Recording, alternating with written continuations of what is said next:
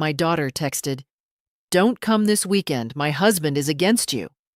I nodded and canceled all the checks. The next day, she showed up at my doorstep. "Good day, dear listeners. It's Louisa again. I'm glad you're here with me. Please like this video and listen to my story till the end and let me know which city you're listening from.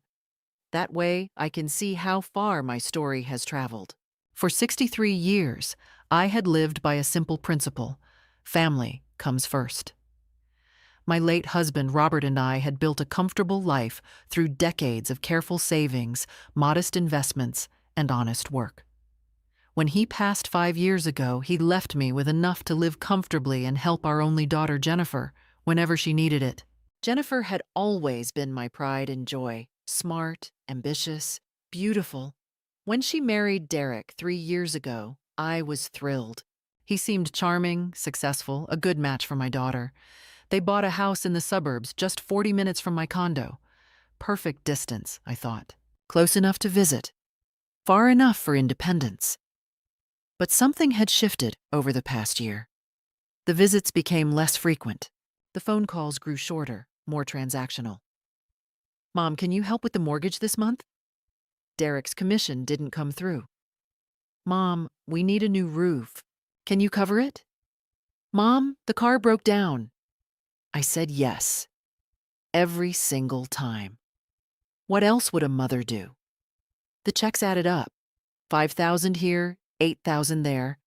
A $15,000 emergency for medical bills that I never quite understood. But I didn't ask questions. I trusted my daughter. I trusted that she needed help, that times were tough, that this was temporary. Then came last Thursday. I had been planning my weekend visit for 2 weeks. Jennifer's birthday was coming up, and I'd found the perfect gift: a vintage brooch that looked exactly like one her grandmother used to wear. I'd also planned to take them out for dinner, my treat, of course. I'd already made reservations at that Italian place they loved. My phone buzzed at 2:47 p.m. A text from Jennifer. "Don't come this weekend. Derek doesn't want you here." I stared at the screen, read it again, then again. No explanation, no apology. Just a blunt command delivered via text message. Not even a phone call. After everything I'd done, everything I'd given, this was how she spoke to me? My hands trembled as I typed back, "What do you mean? What happened?" 3 dots appeared, disappeared, appeared again. "He just doesn't like having you around. Says you make him uncomfortable. Stay home?" Something cold settled in my chest. Not sadness. Not yet. Something sharper. Clearer. I opened my banking app. Pulled up my transaction history. Started scrolling. January, $6,500 to Jennifer. February, $4,200. March, $12,000. April, $8,800. May, $15,000. June, $7,300. My finger kept scrolling. The numbers blurred together. Months and months of transfers. Tens of thousands of dollars. And now I wasn't even welcome in their home? I didn't respond to her text. Instead, I opened my email and began methodically going through my records. Every check I'd written, every wire transfer, every emergency that had required my immediate financial intervention. The Italian restaurant reservation? Canceled. The birthday gift? Returned. The check I'd written just yesterday for their urgent plumbing repair? I called my bank. "I need to stop payment on check number 3847, I said calmly. "May I ask the reason, Mrs. Patterson?" Change of plans. By 5 p.m., I had canceled or reversed every pending transaction. 4 checks stopped. 1 wire transfer recalled before it cleared. Total saved, $18,400. My phone rang. Jennifer. I let it go to voicemail. It rang again and again. I powered it off. That night, I sat in my living room with a cup of tea and Robert's old financial ledger. He'd always been meticulous about tracking everything. I'd continued the habit after he died. Now I was grateful for it. The full picture emerged slowly, sickeningly. Over the past 18 months, I had given Jennifer and Derek over $127,000. $127,000. For what? A daughter who couldn't be bothered to call? A son-in-law who found me uncomfortable? Who decided I wasn't welcome in the home my money had helped maintain? The doorbell rang the next morning at 8:23 a.m. I opened it to find Jennifer standing on my porch, mascara smeared, eyes red and puffy. "Mom," she said, her voice breaking. "What did you do?" I didn't step aside to let her in. I stood in the doorway, coffee cup in hand, and looked at my daughter like I was seeing her for the first time. "What did I do?" I repeated slowly. "I stopped payment on checks that I wrote from my account. That's what I did." "Mom, you can't. The plumber is coming today. We already scheduled." "Then you'll pay him yourselves." Jennifer's mouth opened and closed. She looked genuinely confused, as if the concept of paying their own bills was foreign to her. "Can I come in?" she finally asked. I considered it, then stepped back and let her pass. She walked into my living room and froze. My dining table was covered with papers, bank statements, canceled checks, printed transaction histories, a spreadsheet I'd created at 3 a.m., unable to sleep, listing every single payment by date, amount, and stated reason. "What is all this?" Jennifer whispered. "Accountability," I said. "Sit down." She sat. I remained standing. 18 months ago, you asked me for help with a mortgage payment. Do you remember what you told me?" "Mom, I don't." "You said Derek's commission had been delayed. 2 weeks, you said. Just a temporary cash flow issue." I picked up the relevant statement. "I gave you $5,500. Jennifer was quiet. 2 weeks later, you needed money for a medical emergency. $8,200, then car repairs, then a new roof, then Derek's business investment that would pay me back triple. Do you remember that one? The business deal fell through. Convenient." I set down the papers and looked at her directly. "Jennifer, in 18 months, I have given you and Derek $127,000. The color drained from her face. "That's not possible," she stammered. I pushed the spreadsheet toward her. "Check the math yourself." She stared at the numbers. I watched her eyes track down the columns, watched the realization set in. Her hands started to shake. I didn't realize it was that much." "No," I said quietly. "I don't suppose you did. Because you never had to think about it, did you? Mom's money was just there, always available, an unlimited ATM that never asked questions." "That's not fair." "What's not fair," I interrupted, my voice harder now, "is being told via text message that I'm not welcome in your home, that your husband finds me uncomfortable after everything I've given you." Jennifer's face crumpled. The tears came quickly. "Derek was he was having a bad day. He didn't mean—" "Don't." I held up my hand. "Don't make excuses for him. And don't insult my intelligence." I walked to the window, looked out at my small garden. Robert had planted those roses. We'd chosen every stone in that pathway together. "I've been awake all night," I said. "Thinking, calculating. Do you know what I realized?" Jennifer didn't answer. "If I continue at this rate, I'll be broke in 7 years. Maybe less. The money your father and I saved for 40 years. Gone. My retirement security? Gone. And for what? So you and Derek can live in a house you can't afford and take vacations you post on Facebook? Mom, we're not—" "I saw the Bermuda photos, Jennifer, last month, while you were asking me for money for emergency dental work." Silence. I turned to face her. Here's what's going to happen. I'm cutting you off. Completely. No more checks. No more wire transfers.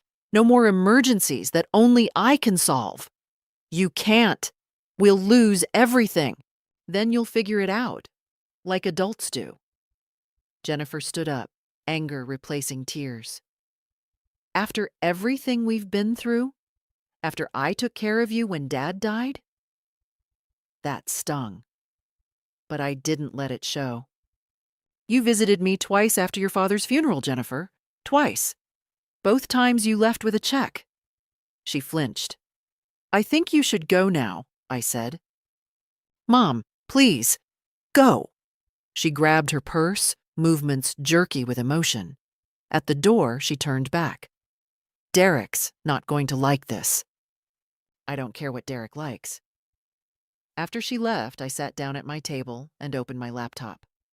I had research to do. Legal research. Because if I was going to protect what Robert and I had built, I needed to do more than just stop writing checks. I needed to make sure they couldn't access what was mine. I needed to protect my future. And I needed to understand exactly what rights they thought they had to my money. The answer, I would discover, would change everything. Monday morning, I sat in the office of Margaret Chen, estate planning attorney. Her receptionist had squeezed me in after I'd explained it was urgent. Margaret was in her 50s, sharp-eyed, with a reputation for being thorough. Mrs. Patterson, she said, reviewing the documents I'd brought. This is quite a substantial amount of money you've transferred to your daughter. I'm aware. She looked up at me over her reading glasses.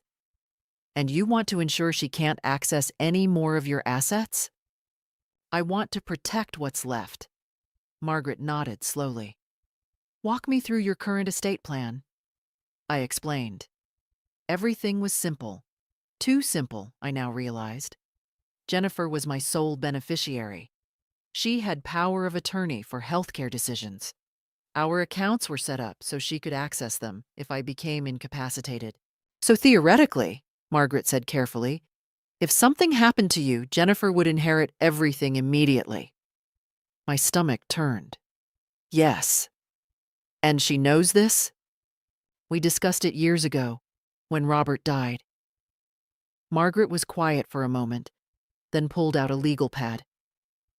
Mrs. Patterson, I'm going to ask you something, and I need you to be honest with me. Do you have any reason to believe your daughter might try to accelerate her inheritance? The question hung in the air like smoke. I don't know, I said finally. 6 months ago, I would have said absolutely not. Today, I don't know what to think anymore. Margaret began writing. Here's what we're going to do. First, we revoke the existing power of attorney and create a new one with a neutral third party. I can recommend a professional fiduciary. Second, we create a revocable living trust and transfer your assets into it. This gives you complete control while you're alive, but makes it much harder for anyone to manipulate your finances. How long will this take? We can have the basic documents ready by Friday. The trust will take a bit longer to fully fund, but we'll get the critical pieces in place immediately. I signed the retainer agreement right there. That evening, I received an email from Derek. The first direct communication I'd had from him in months. Subject: We need to talk, Eleanor. Jennifer is very upset. I think there's been a misunderstanding about this weekend. I never said you weren't welcome. She misunderstood me. We'd love to have you over for dinner Thursday to clear the air. Also, about the stopped payments. I understand you're concerned about finances, but we had contractors scheduled. This has put us in a very awkward position. Can we discuss this like family? Derek, I didn't respond. Wednesday afternoon, my phone rang. Unknown number. I answered. Mrs. Patterson, this is Detective Rodriguez with the County Fraud Division. My blood went cold. Yes? I'm calling about a report filed by a Derek Mallory. He claims you've been experiencing memory issues and have been making erratic financial decisions. He's concerned about your welfare and suggested we do a wellness check. Rage, white and hot, flooded through me. Detective, I'm 63 years old. I have a perfect bill of health, and my mind is sharper than it's ever been. My son-in-law is trying to manipulate you because I stopped giving him money. There was a pause. I see. Would you be willing to come in and make a statement? If there's a financial exploitation issue happening in reverse. What do you mean in reverse? If family members have been taking advantage of you financially, that's also fraud. Elder abuse, actually. It's a crime. I sat down heavily. I'd need to think about that. I understand. But Mrs. Patterson? Whatever you do, document everything. Every text, every email, every request for money. If this escalates, you'll want that paper trail. After I hung up, I pulled out my phone and started screenshotting. Every text from Jennifer asking for money, every emergency, every guilt trip. Then I went to social media. Jennifer's Facebook was set to public. I scrolled through 18 months of posts. There was the Bermuda trip, posted the same week she'd asked for dental work money. There were restaurant check-ins at expensive places, shopping bags from designer stores, Derek posing next to a new motorcycle, while I was paying their mortgage. I took screenshots of everything. Thursday morning, Margaret called. Your documents are ready. Can you come in to sign? I'll be there in an hour. As I drove to her office, my phone buzzed. A text from Jennifer. Derek made dinner reservations for tonight. 7 p.m. at Marcello's. Please come. We need to fix this. Marcello's, the expensive Italian place, where they expected me to pay, no doubt. I texted back, I have other plans. At Margaret's office, I signed document after document. Power of attorney, revoked. New POA, assigned to Patricia Winters, professional fiduciary. Revocable living trust, created. Jennifer Patterson Mallory, removed as primary beneficiary pending further review. This is effective immediately, Margaret confirmed. I left her office feeling lighter than I had in days. That night, at 7:45 p.m., my doorbell rang. I looked through the peephole. Jennifer and Derek stood on my porch. Derek was holding a bouquet of flowers. I didn't open the door. The doorbell rang again. Then knocking. Mom, we know you're home. Jennifer's voice carried through the door. Your car is in the driveway. I stood in my hallway, silent. Eleanor, please. Derek's voice now, smooth and concerned. We just want to talk. We brought your favorite flowers. Carnations. I hated carnations. Derek would have known that if he'd ever paid attention. We're not leaving until you open this door, Jennifer said, her tone shifting to something harder. I pulled out my phone and called 911. 911? What's your emergency? My daughter and her husband are at my door refusing to leave. I've asked them not to come. I feel threatened. The dispatcher's tone became alert. Are you safe right now? Are they trying to break in? Not yet, but they won't leave. Officers are on their way. Stay on the line with me. Through the door, I heard Derek say, Is she calling the cops? Are you serious right now? Mom! Jennifer pounded on the door. This is insane. We're your family. 6 minutes later, red and blue lights flashed through my front window. I opened the door as 2 officers approached. Behind them, Jennifer and Derek stood on my walkway, Derek's face flushed with anger. Ma'am, you called about a disturbance? The older officer asked. Yes, I asked them not to come here. They showed up anyway and refused to leave when I didn't answer the door. Jennifer pushed forward. She's my mother. I have every right. Actually, ma'am, you don't, the officer interrupted. This is her property. If she asked you to leave, you need to leave. This is ridiculous, Derek snapped. We're trying to have a family conversation. Sir, I'm going to ask you to lower your voice. The officer's hand moved to his belt. The homeowner has the right to refuse entry to anyone. Do you want to leave peacefully, or do we need to escort you? Derek's jaw clenched. He looked at me with undisguised contempt. You're really doing this? After everything? After everything, I said quietly. Yes. The younger officer stepped forward. Folks, time to go. Now. Jennifer started crying. Mom, please, we need to talk. Derek lost his job. We're going to lose the house. We need— I said now, the officer repeated. They left. Derek peeled out of my driveway fast enough to leave rubber marks. After the officers took my statement and departed, I locked every door, closed every curtain, and sat in my dark living room shaking. Derek had lost his job. When? How long had they known? How long had they been planning to hit me up for even more money? My phone started buzzing. Text after text. You're unbelievable. We're family and you called the cops? Derek's mother was right about you. You're a selfish, bitter old woman, Dad would be ashamed. That last one made me throw my phone across the room. The next morning, I found a letter shoved through my mail slot. No stamp. Hand-delivered. Eleanor, you've made your position clear. Fine. But you should know that we've consulted with an attorney. Given your recent erratic behavior, cutting off family, calling police on your own daughter, we have grounds to petition for a competency evaluation. If you're experiencing cognitive decline, someone needs to manage your affairs. We're giving you 1 week to reconsider your decision.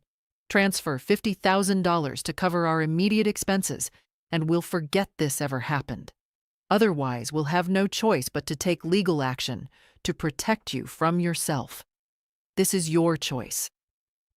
Derek, $50,000, a direct demand, not even hiding behind emergencies anymore. I photographed the letter and emailed it to Margaret Chen. She called me within an hour. This is extortion. We need to respond formally. I'm drafting a cease and desist letter. If they continue this behavior, we can pursue a restraining order. Do it. Eleanor, I also think you should know. A competency petition isn't as simple as they're making it sound. They'd need substantial evidence, medical documentation. But if they do file, I'll get examined by any doctor they want. I'm perfectly competent. I know you are, but the process itself can be stressful. Are you prepared for that? Was I? I looked around my quiet house. Robert's photo on the mantel. Our wedding album. 40 years of memories. Yes, I said. I'm prepared. Margaret's cease and desist letter was delivered Friday afternoon via certified mail. Saturday, my phone rang. Jennifer. I let it go to voicemail. The message. Mom, Derek's really angry. I'm trying to calm him down, but he's talking about doing something drastic. Please, just give us something. Anything. I'm scared of what he might do. Manipulation, threats, fear tactics. I deleted the message. Sunday, I drove to my sister's house 3 states away. I didn't tell anyone I was leaving. I just packed a bag and left. I needed distance, space to think, time to let my nervous system settle. Marie met me at her door with open arms. Stay as long as you need, she said. I stayed for 5 days. Marie's guest room faced a small garden. Every morning I sat by the window with coffee and watched cardinals visit the bird feeder. Simple, peaceful. Nothing like the chaos I'd left behind. You look better, Marie said on the 3rd day, joining me with her own coffee. Less like you're about to shatter. I felt like I was. I know. She was quiet for a moment. Has Jennifer tried to contact you? 47 times. Calls, texts, emails. I've read none of them. Marie raised an eyebrow. That takes discipline. Or self-preservation. That afternoon, Marie convinced me to join her book club. 6 women, all roughly our age, meeting in someone's living room to discuss a mystery novel I hadn't read. I almost declined, but Marie insisted. You need to be around people who aren't trying to extort you. she said. At the meeting, I sat quietly, listening to them debate plot holes and character motivations. Then, Linda, the host, turned to me. Marie said you're visiting for a bit. Getting away from some family stress? I hesitated. Marie gave me an encouraging nod. My daughter and her husband have been taking advantage of me financially, I said. For over a year. I finally cut them off, and now they're threatening me. The room went silent. Then Carol, a retired banker, leaned forward. How much? Over $100,000, someone gasped. And the threats? Linda asked. They want $50,000 more, or they'll petition to have me declared incompetent. The women exchanged glances. You need to talk to my attorney, Carol said immediately. She specializes in elder financial abuse. Yes, that's what this is, she added, seeing my expression. Just because it's your daughter doesn't make it not abuse. I already have an attorney. Get a second opinion. Trust me on this. Carol pulled out her phone. Barbara Hendricks. She's a shark. She'll eat them alive. That evening, I called Margaret Chen and told her about Barbara Hendricks. I know her, Margaret said. She's excellent, aggressive, but that might be exactly what you need. Let me send her your file. When I returned to my phone, there were 3 new voicemails.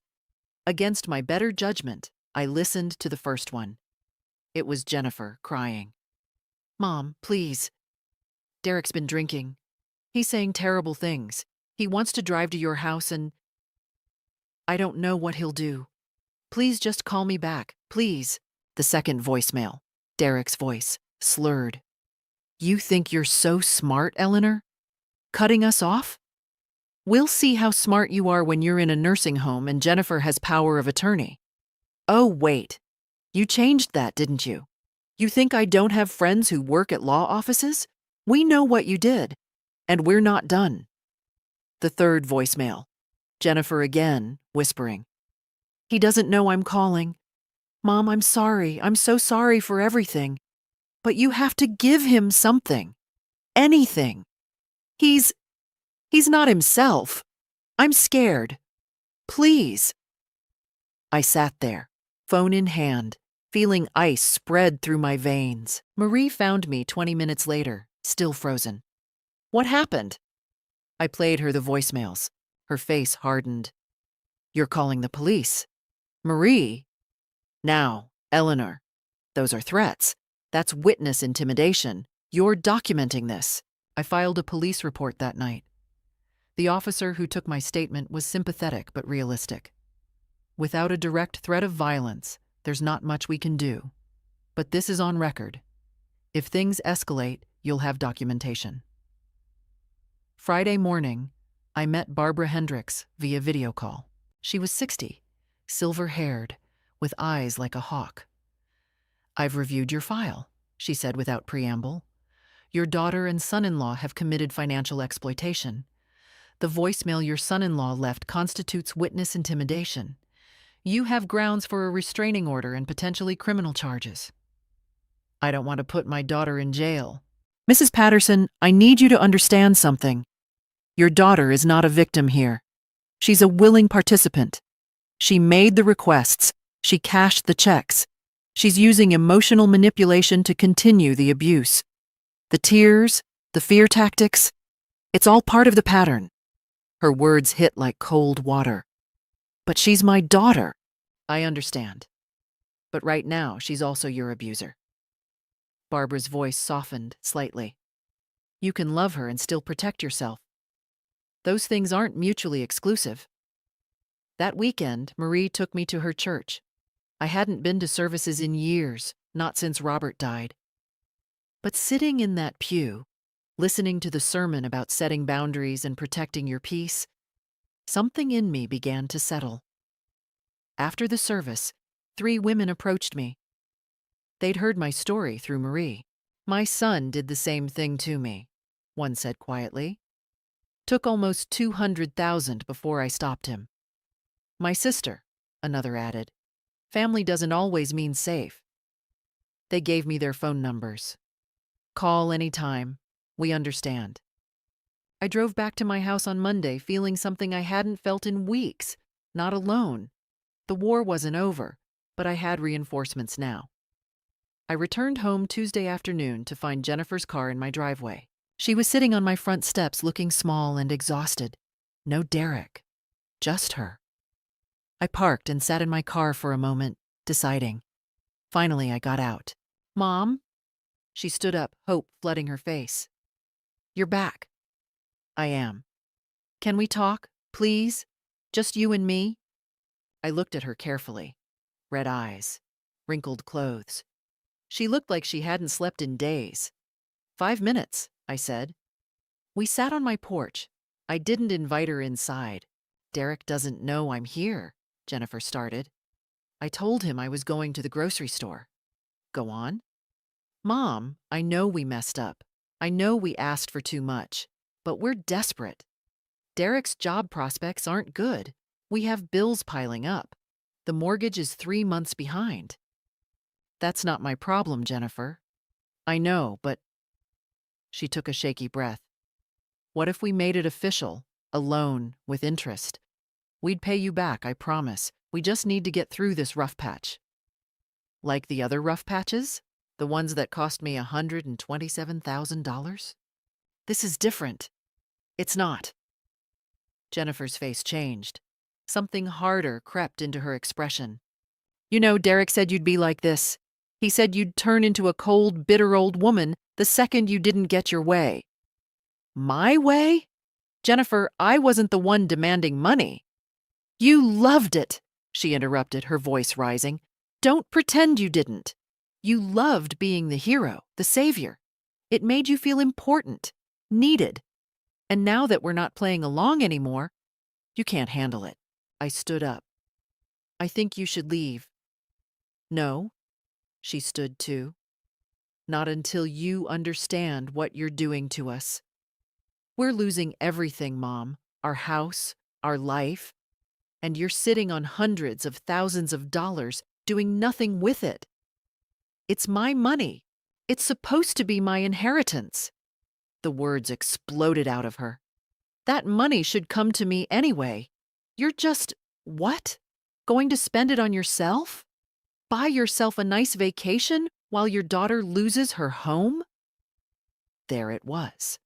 The truth beneath all the emergencies and tears. She'd always seen my money as hers. "Get off my property," I said quietly. "Mom, now." Jennifer's face twisted. For a moment, she looked like a stranger. "You're going to regret this. When you're old and sick and alone, you're going to remember this moment. You're going to remember choosing money over your own daughter." "I'm choosing myself over being used. There's a difference." She grabbed her purse and stomped to her car. But before getting in, she turned back. Derek was right. We should have filed the competency petition already, because you're clearly not thinking straight. She drove away, tires screeching.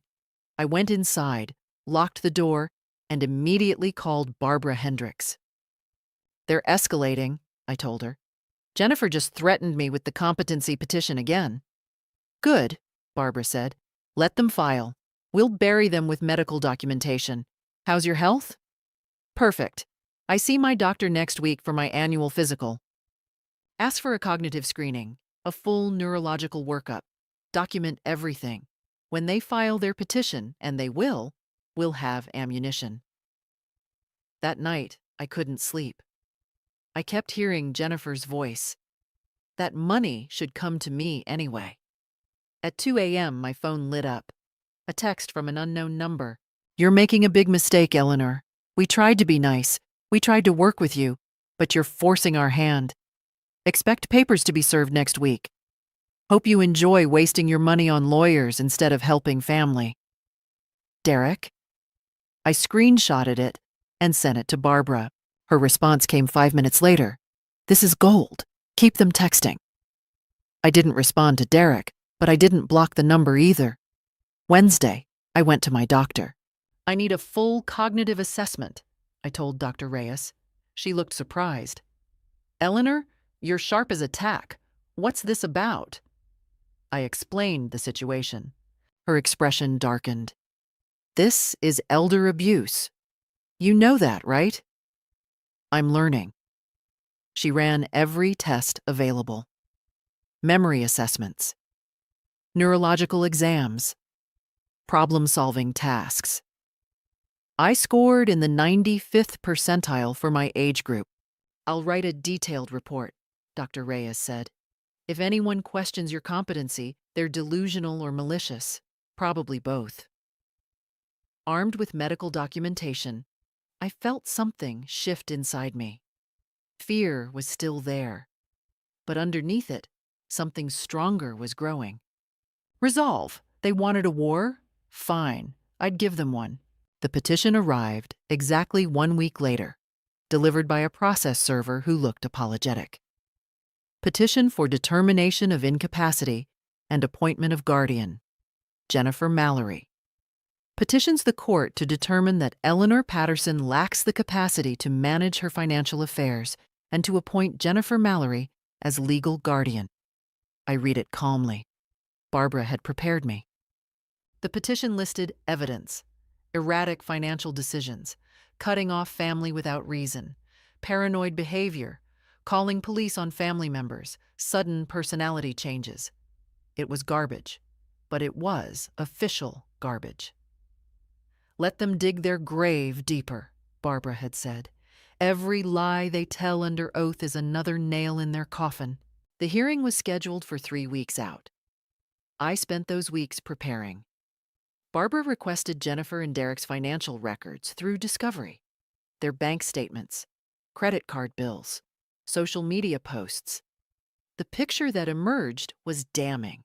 While claiming poverty, Derek had purchased an $8,000 motorcycle.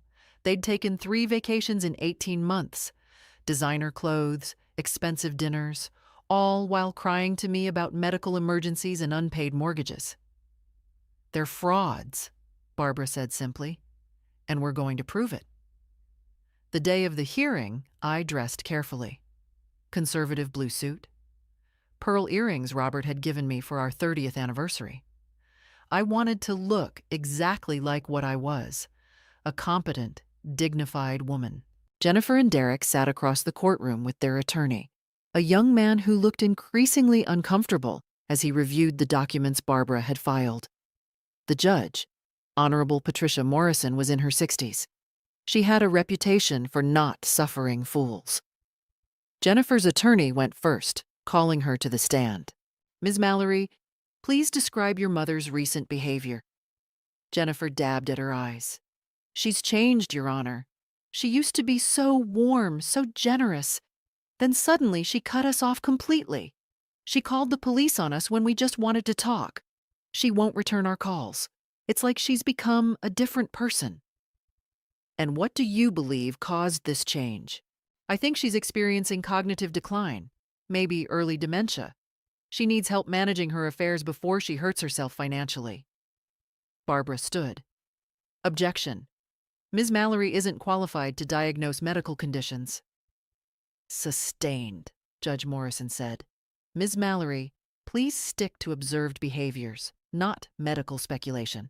Jennifer's attorney tried again. Can you describe specific financial decisions that concerned you? She stopped paying for things she'd agreed to help us with, stopped payments on checks without warning. It was erratic and unlike her. Barbara's turn. She stood slowly, buttoning her jacket. Ms. Mallory, in the 18 months prior to your mother cutting you off, how much money did she give you? Jennifer hesitated. I don't know exactly. Let me help. According to bank records, $127,000. Does that sound right? It was loans. Loans? Do you have any written loan agreements? No, but any record of repayment? We were going to pay her back, but you haven't. Not a single dollar, correct? Jennifer's face flushed. We've been struggling. Struggling? Barbara pulled out a photo. This is from your Facebook, posted 6 weeks ago. You're in Aruba. The caption says, much needed vacation. Does this look like struggling? That was Derek's company paid for that. Derek's company? The same company he was fired from 3 months ago? Barbara produced a document. Termination notice dated October 15th. The Aruba trip was November 20th. Who paid for it, Ms. Mallory? Jennifer looked at her attorney. He was studying the table. Your Honor, Barbara continued, I'd like to enter into evidence financial records showing that while claiming poverty to Mrs. Patterson, the Mallorys spent over $40,000 on luxury items, vacations, and entertainment. She began laying out documents, credit card statements, purchase receipts, social media screenshots, time-stamped and cross-referenced with financial transactions. Judge Morrison examined them, her expression growing sterner. Ms. Mallory, did you tell your mother you needed $15,000 for medical expenses in March? Yes, but according to this credit card statement, that same week you spent $3,200 at Louis Vuitton and $1,800 at a spa resort? Silence. Answer the question, please. Those were separate issues. Barbara wasn't done. Your Honor, I'd also like to note that Mrs. Patterson has undergone comprehensive medical and cognitive testing. She handed over Dr. Reyes's report. As you'll see, she scored in the 95th percentile for her age group. There's zero evidence of cognitive decline. Judge Morrison read the report. I'd also like to note, Barbara continued, that we have text messages and voicemails from Mr. Mallory threatening Mrs. Patterson. One message explicitly states, and I quote, "We'll see how smart you are when you're in a nursing home." This petition isn't about protecting Mrs. Patterson. It's retaliation for her refusing to continue funding their lifestyle. Derek jumped up. That's bullshit. Mr. Mallory, Judge Morrison's voice cracked like a whip. Sit down and control yourself, or I'll hold you in contempt. He sat, jaw clenched. The judge looked at Jennifer. Miss Mallory, I'm dismissing this petition. Furthermore, I'm ordering you to pay Mrs. Patterson's legal fees. What you've done here borders on fraud. Jennifer burst into tears. And if you ever file a frivolous petition like this again, Judge Morrison continued, I'll refer you to the district attorney for investigation of elder abuse. Do you understand? Yes, Your Honor, Jennifer whispered. Outside the courtroom, Derek grabbed Jennifer's arm and dragged her away without a word. I stood with Barbara in the hallway, feeling strangely calm. That, Barbara said, is what winning looks like. Barbara wasn't finished. Eleanor, you have grounds to pursue this further. Criminal charges for financial exploitation, a civil suit to recover the money they took, a restraining order. We can go after them for everything. I looked down the courthouse hallway where Jennifer and Derek had disappeared, his hand gripping her arm so tightly I could see the white of his knuckles even from this distance. All of it, I said, my voice steady. I want all of it. Barbara smiled. It wasn't a warm smile. It was the smile of a predator who'd just been given permission to hunt. Good, let's destroy them. 2 weeks later, the district attorney's office contacted me. Barbara had sent them our complete file. Every text message, every voicemail, every fraudulent emergency, every threat. After reviewing the evidence, they were moving forward with criminal charges. Elder financial exploitation, a felony carrying up to 5 years in prison. The DA, a sharp woman named Patricia Gonzalez, met with me personally. Mrs. Patterson, I want you to understand what this means. Your daughter could go to prison. This will be on her record permanently. Are you prepared for that? I thought about the text message. That money should come to me anyway. I thought about Derek's drunken voicemail threatening to put me in a nursing home. I thought about the guardianship petition, the lies, the manipulation. Yes, I said, I'm prepared. Jennifer called me sobbing, the day she was formally notified of the charges. Mom, please, don't do this. I'll go to jail. I'll lose everything. I'll never get a decent job again. Please. You should have thought of that before you stole from me. I didn't steal. We're family. Families help each other. Family doesn't threaten each other. Family doesn't lie about medical emergencies to fund vacations. Family doesn't try to have each other declared incompetent to steal their inheritance early. I made mistakes, but this is too much. You're ruining my entire life over money. No, Jennifer, you ruined your own life. I'm just not protecting you from the consequences anymore. There's a difference. Please, Mom, please, I'm begging you. I hung up, then I blocked her number. The civil suit was filed next. Barbara went after them with surgical precision. We weren't just asking for the $127,000 back. We were asking for treble damages under elder abuse statutes. That's 3 times the amount stolen.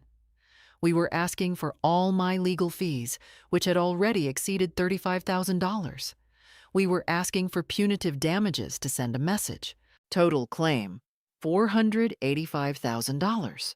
Derek's attorney, a nervous young man who clearly regretted taking this case, called it excessive and punitive. Judge Morrison disagreed vehemently. Your clients perpetrated a sophisticated long-term fraud against a vulnerable senior citizen, she said at the preliminary hearing, her voice cold. They exploited a mother's love for nearly 2 years. They lied repeatedly. They manufactured emergencies. They threatened her when she finally stood up for herself. Then they attempted to use the legal system to continue their abuse through a fraudulent guardianship petition. Excessive would be letting them walk away with what they stole. This court will not allow that. Derek's attorney went pale, unable to afford legal defense for both the criminal and civil cases. Derek tried to make a deal with the prosecutor. He'd testify against Jennifer, claim she was the mastermind, paint himself as a victim of her manipulation in exchange for reduced charges.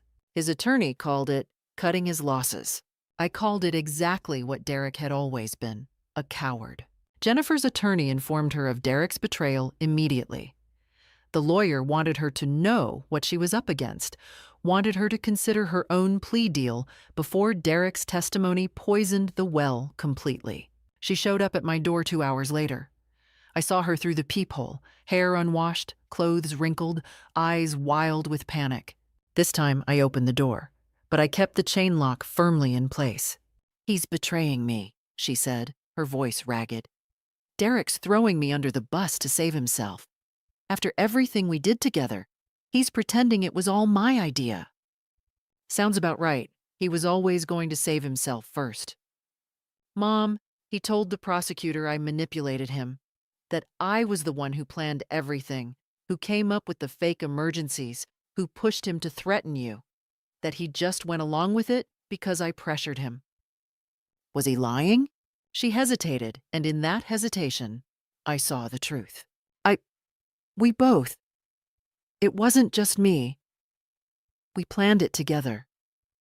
But you were the one who made the requests. You were the one who came to my door crying about emergencies. You were the one who used our relationship, used my love for you, to manipulate me out of more than $100,000. I needed the money. We were desperate. No, you wanted the money. You wanted the lifestyle, the vacations, the designer bags, the expensive dinners. There's a difference between need and want, Jennifer. And now you're facing the consequences of not knowing that difference. Tears streamed down her face. If you drop the charges, I'll leave Derek. I'll divorce him today. I'll get therapy. I'll get help. I'll never contact you again if that's what you want. Please, Mom. Please, I'm your daughter. I felt something then. Not sympathy. Not quite. But a flicker of recognition. The daughter I'd raised was somewhere inside this desperate, broken woman in front of me. The criminal charges aren't mine to drop, I said quietly. That's the state's decision now.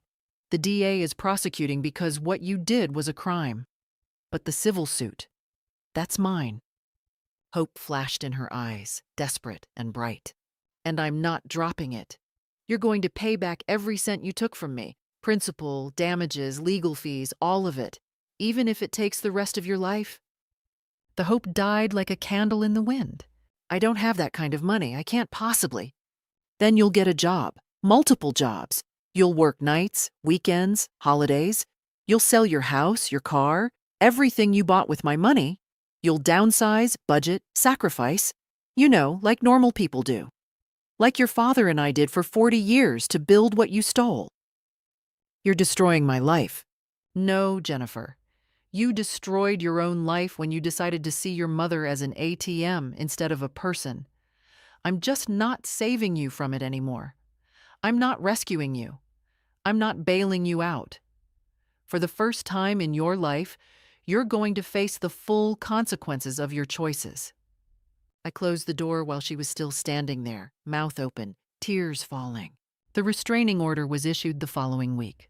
Jennifer and Derek were prohibited from contacting me directly or indirectly, from coming within 500 feet of my home or any place they knew I would be, and from making any public statements about me or the case. Derek violated it 3 days later. He showed up drunk at my building at midnight. The doorman called me before letting him up, but Derek tried to force his way past security. When they stopped him, he started screaming in the lobby, his voice echoing off the marble floors. Eleanor Patterson is a vindictive bitch who's destroying her own daughter. She's stealing our future. Someone needs to stop her. I called 911 from my apartment while watching him on the security camera feed the doorman had shown me on my phone. Derek was pounding on the security desk, red-faced and stumbling. Police arrived within 10 minutes. He was arrested for violating the restraining order, drunk and disorderly conduct, and trespassing. Violating a restraining order added another criminal charge to his growing collection. The plea deals came next. Derek took his first: 3 years probation, mandatory restitution payments, mandatory addiction counseling, and a permanent criminal record. He'd avoided jail, but his life was in shambles.